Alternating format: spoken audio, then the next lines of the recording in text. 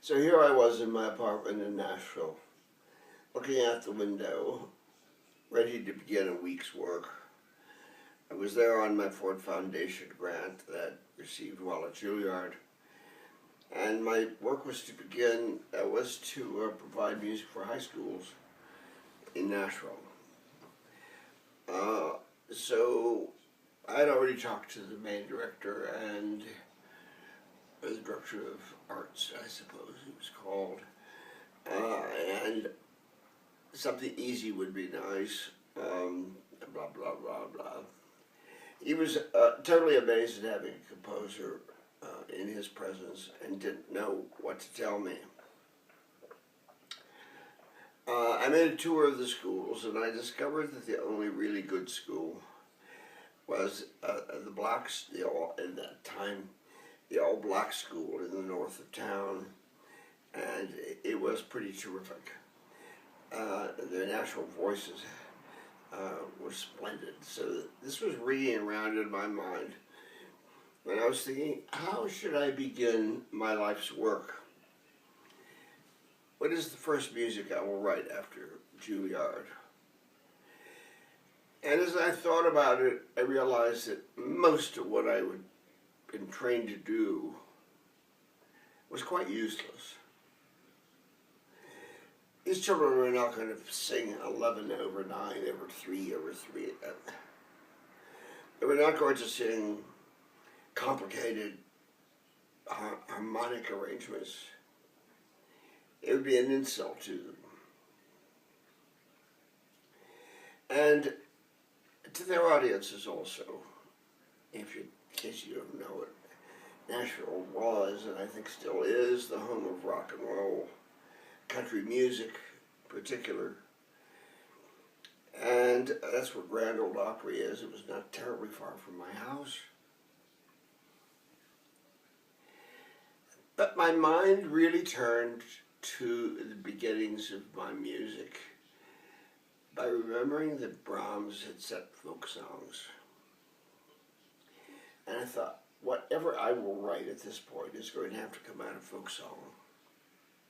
So I will start with some folk song arrangements. There are so many beautiful folk songs that it's just heartbreaking that you can't make an arrangement out of every one of them. But the very first one of this set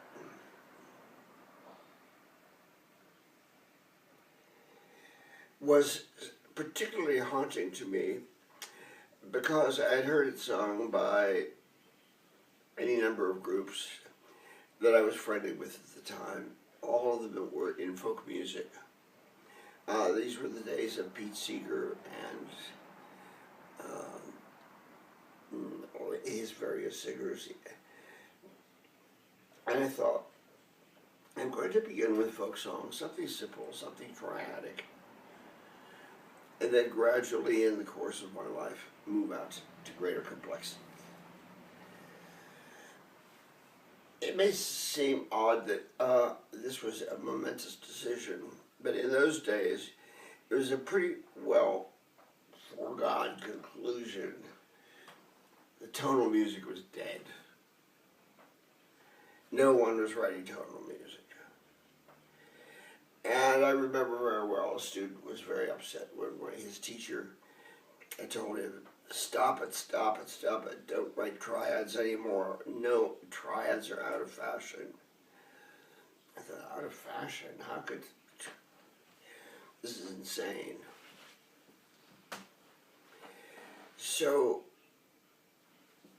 suddenly the tune Shenandoah floated up in my brain when I was crossing a beautiful valley. In fact, I believe it was the Shenandoah Valley, coming out of Atlanta, going into Nashville. And I looked out at this misty atmosphere, and that melody came into my mind. And it had no edges. It never began, it never stopped, never ended. In the middle, it merged just like the fog.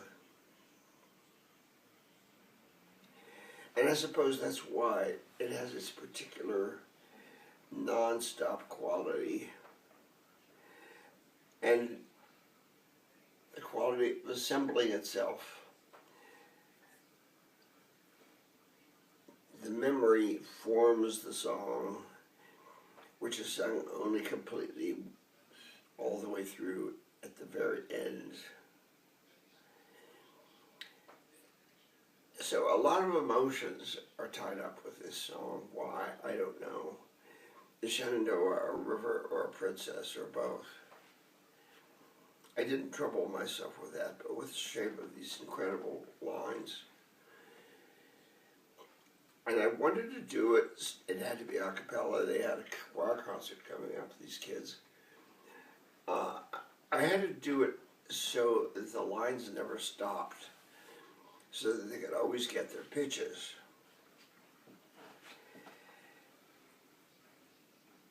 This brought into my brain the music of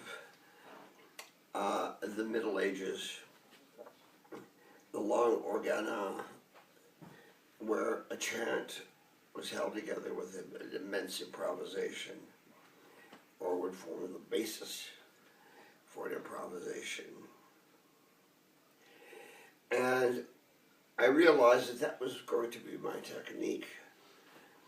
That privately to myself, I would be working in the Middle Ages, but on the surface, it would be an American folk song.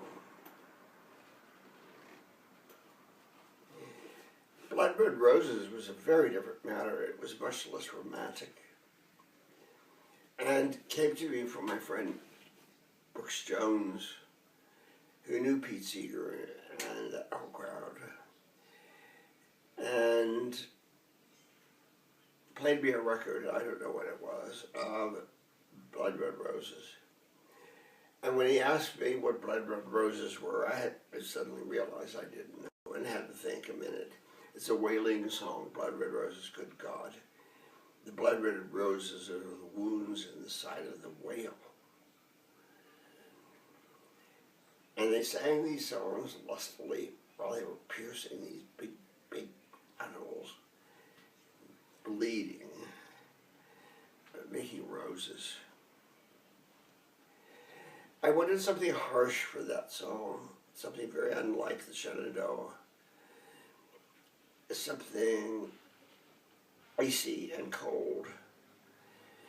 And the intervals and the fact that they never harmonize in the ordinary sense, they're merely a kind of sonority, I think did that. Choral music is the love of my life. I've been in good choruses, I've heard them. I've been around the choir directors, and I'm absolutely thrilled that my student, Vincent Peterson, has got himself involved with choir music. I was always very close to Vincent, but probably no more than when we talk about choral music altogether, because we both love it so much. He forms this little choir. How he did it, I don't know. The wonderful sound, wonderful energy, wonderful intonation. A great group that's going to grow. And they did my Lorca songs. Well, that was amazing to me. I hadn't heard those pieces in years. And I was amazed they were so good. You know what I mean. I had put my all into them. I had felt Spanish, in fact. And that's another side of who I am. And we could say that for another talk.